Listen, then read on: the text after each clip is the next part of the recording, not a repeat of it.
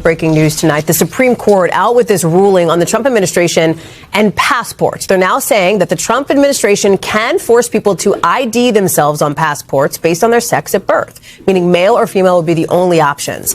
Critics tonight call that a major blow to transgender rights. The court writing in the order that displaying passport holders' sex at birth no more offends equal protection principles than displaying their country of birth. In both cases, they write, the government is merely attesting to a historical fact without subjecting anyone to differential treatment.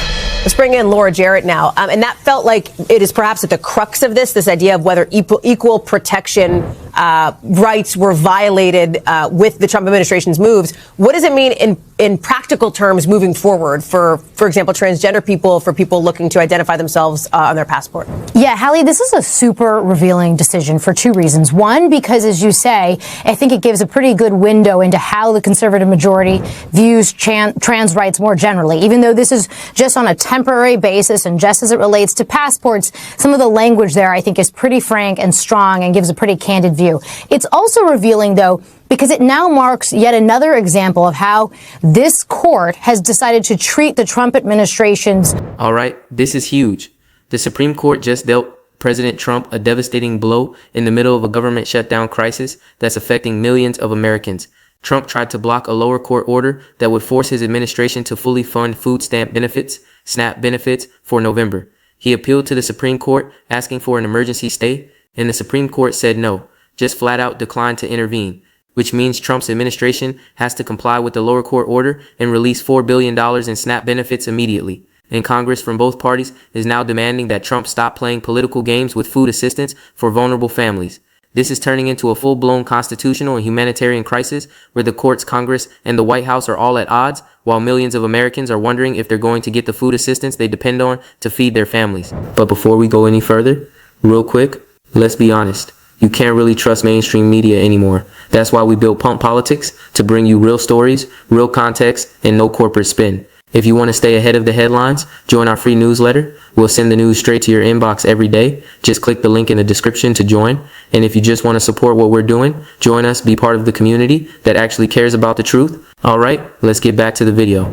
Use of executive action, Hallie. Remember, this was something that Trump did in his early moments as he took office for the second time, basically saying there are only two sexes at birth. And so passport's just one of those ways that the Trump administration is now trying to flex its muscle on that, Hallie.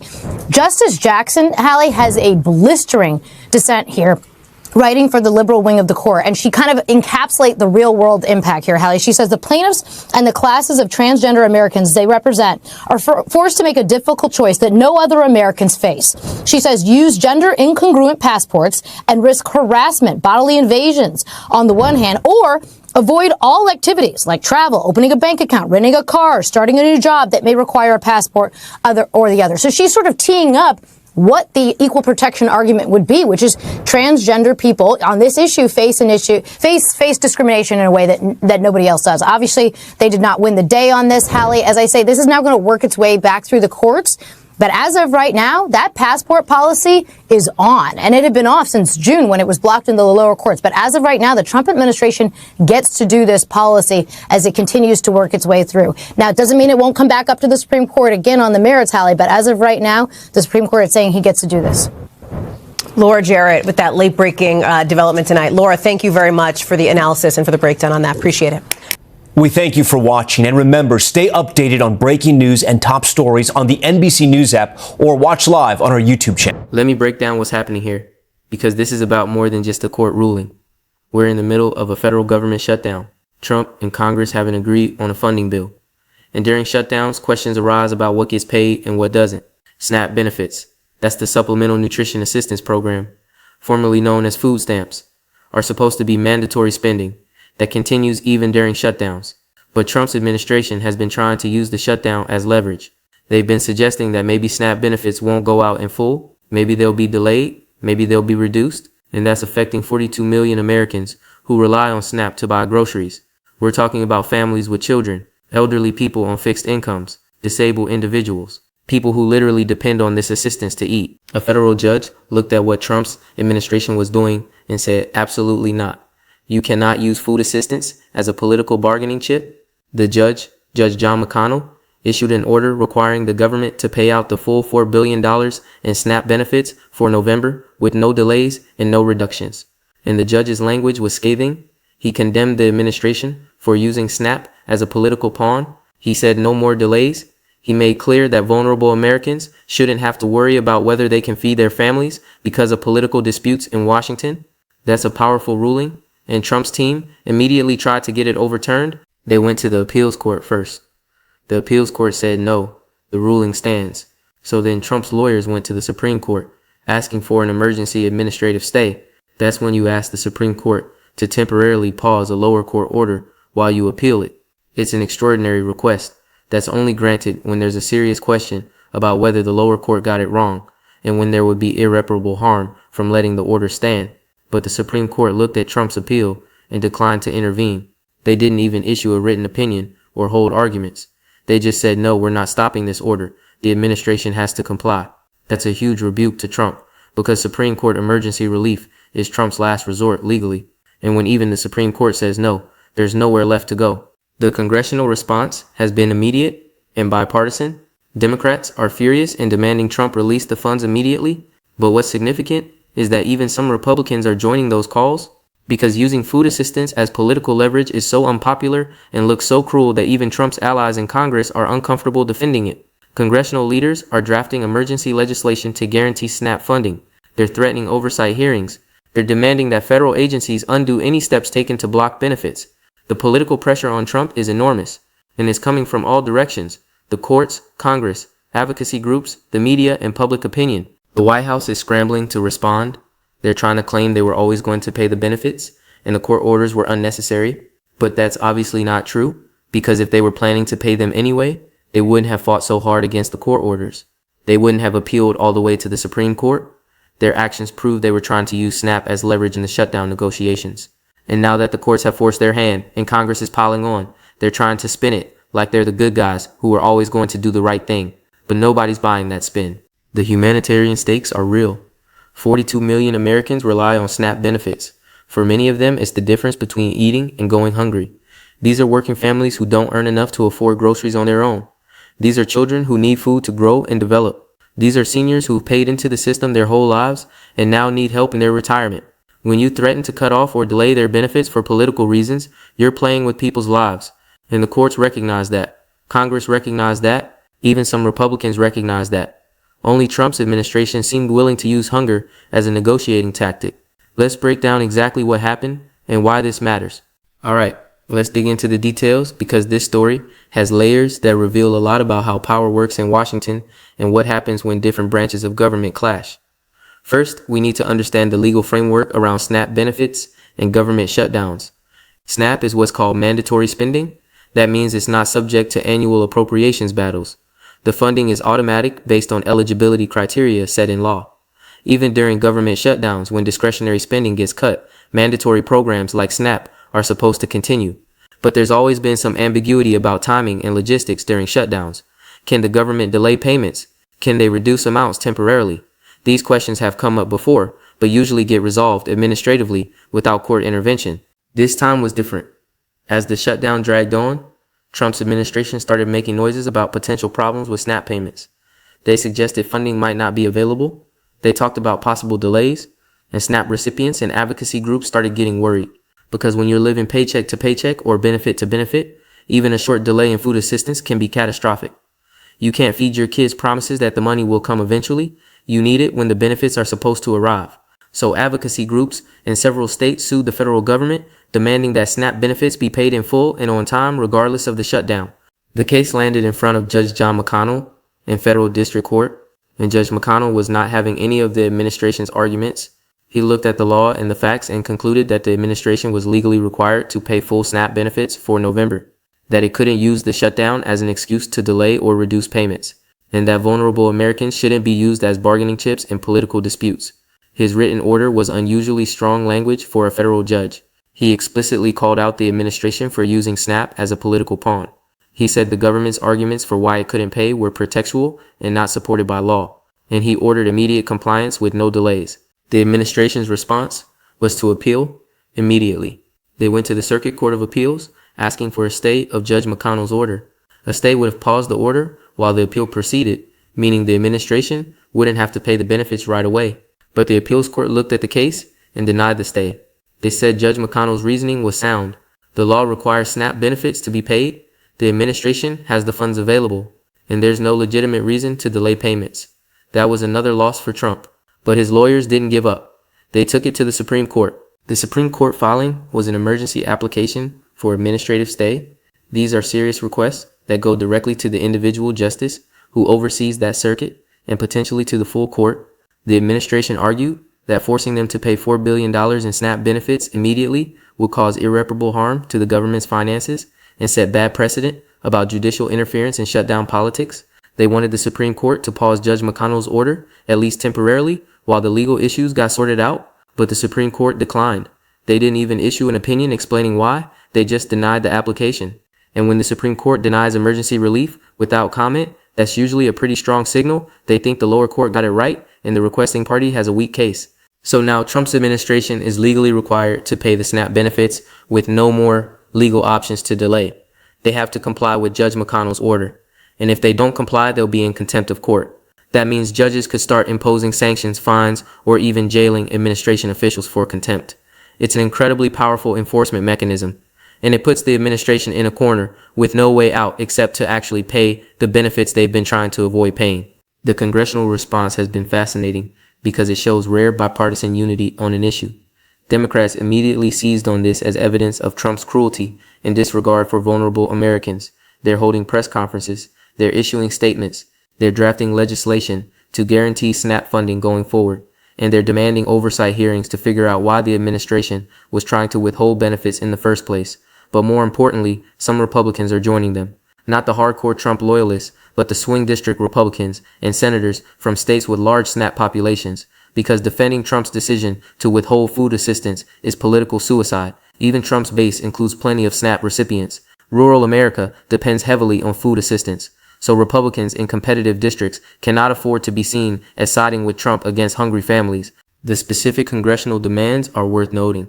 Lawmakers are insisting that federal agencies undo any steps taken to block benefits. That means if there were administrative holds put on payments, those need to be lifted immediately. If there were memos circulated about delaying disbursements, those need to be rescinded. Congress wants documentation of exactly what the administration was planning to do with SNAP benefits and why. And they're threatening more oversight and potential legislation to prevent this kind of thing from happening again in future shutdowns. That's significant because it shows Congress asserting its authority to check executive branch overreach even when the executive is controlled by a president of their own party. The politics of SNAP are complicated. Conservatives often criticize food assistance programs as wasteful or as enabling dependency. They want to see work requirements and limits on what can be purchased with benefits. But even conservative voters generally don't want to see benefits eliminated or delayed for people who currently qualify and rely on them. There's a difference between wanting to reform a program and wanting to cut it off immediately during a crisis. And Trump's administration seemed to miss that distinction. They treated SNAP benefits as just another bargaining chip in shutdown negotiations.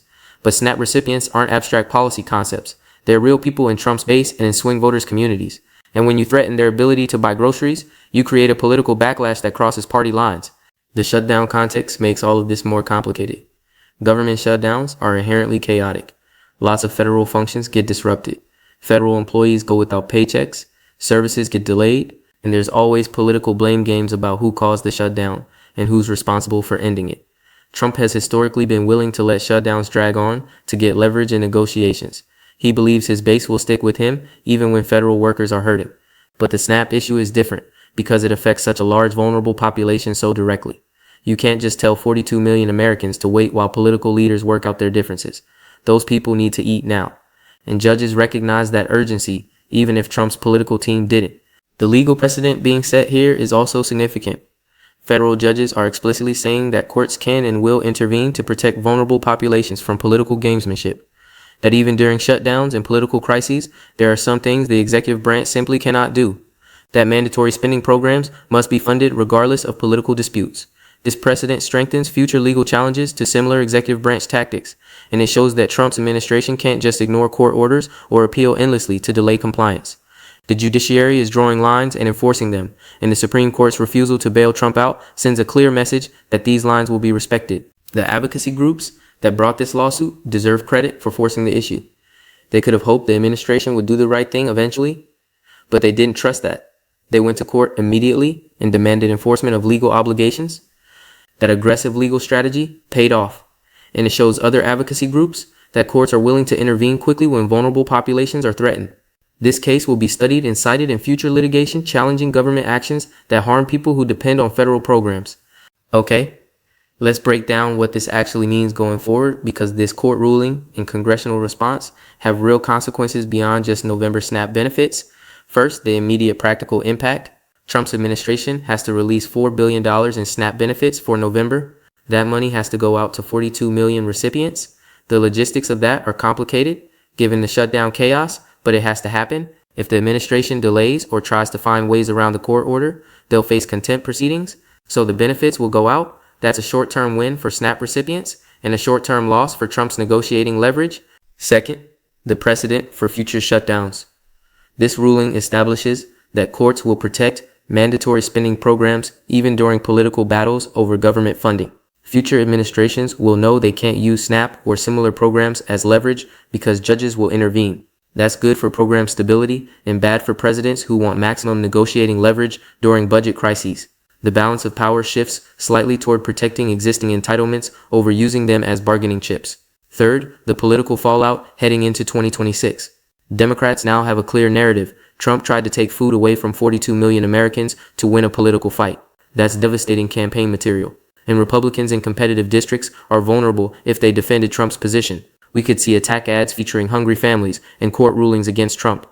That's politically toxic, and it could cost Republican seats in swing districts where SNAP usage is high.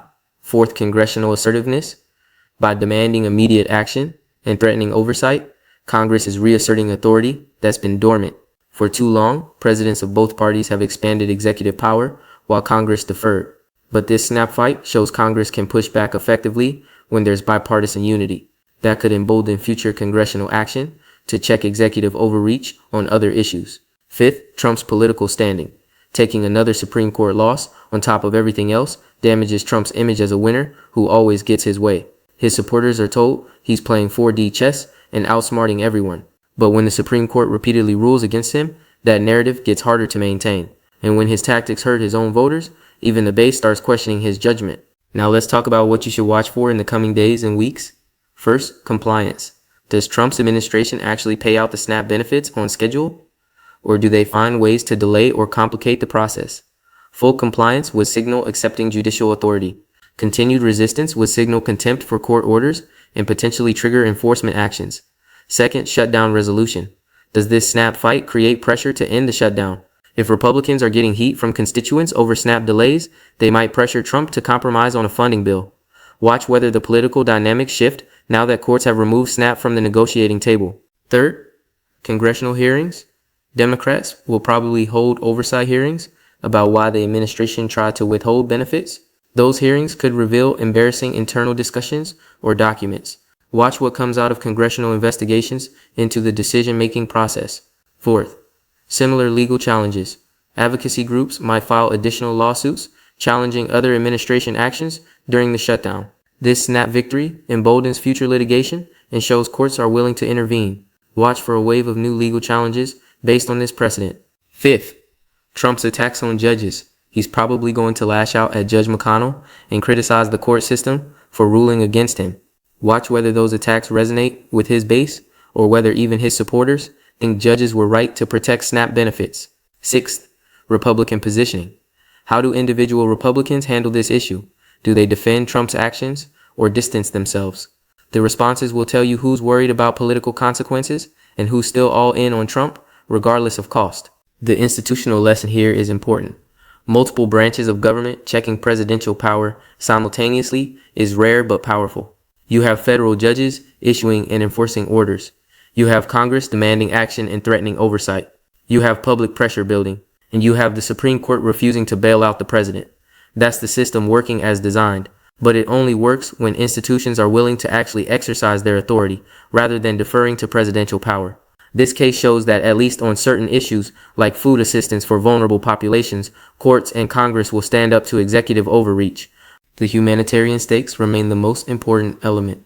42 million people were facing uncertainty about whether they'd get benefits they depend on. The court ruling provides certainty and relief.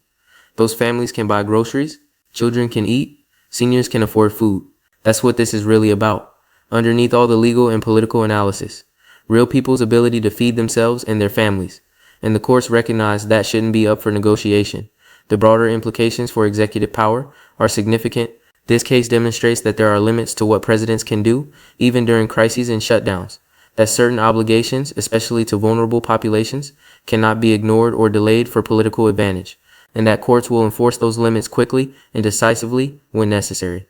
That's an important check on presidential power that might have been eroding in recent years as executives of both parties have expanded their authority. Here's my take on what this means. Trump overplayed his hand by trying to use SNAP as leverage. He assumed he could withhold benefits and force Congress to give him what he wants in the shutdown negotiations, but he underestimated how politically toxic that position is and how willing courts would be to intervene. The result is a total loss for Trump. The Supreme Court rejects his appeal. He has to pay the benefits anyway. Congress is demanding accountability, and he looks cruel and defeated. This is what happens when presidents forget that some things are more important than political wins. When you threaten vulnerable people's ability to eat, you cross a moral and political line that even your allies won't defend. The message this sends to future administrations is clear. Don't use food assistance or other vital programs for vulnerable populations as political leverage. Courts will intervene, Congress will push back, and you'll lose both legally and politically. It's not worth the fight, and it damages your credibility and political capital, even if you thought it would strengthen your negotiating position. Trump learned that lesson the hard way. Future presidents should learn from his mistake. So what's the bottom line? The Supreme Court rejected Trump's emergency appeal to block a court order requiring full November SNAP benefits during the shutdown. Congress from both parties is demanding Trump immediately release the $4 billion and stop using food assistance as political leverage. Judge McConnell condemned the administration for treating SNAP as a political pawn. The ruling forces compliance and sets precedent protecting mandatory programs during shutdowns. Political fallout includes ammunition for Democrats in 2026 and pressure on Republicans to distance themselves from Trump's tactics. Watch for compliance, shutdown resolution, congressional hearings, additional legal challenges, Trump's response, and Republican positioning. This represents courts and Congress successfully checking executive overreach. Vulnerable Americans get their benefits. Trump loses leverage and looks defeated. And the system proves it can still protect people from political gamesmanship when institutions work together. This is a significant moment showing that even in crisis, some protections remain non-negotiable. Stay tuned because this shutdown fight is far from over, but the SNAP issue is decided. Courts win, Trump loses, families eat.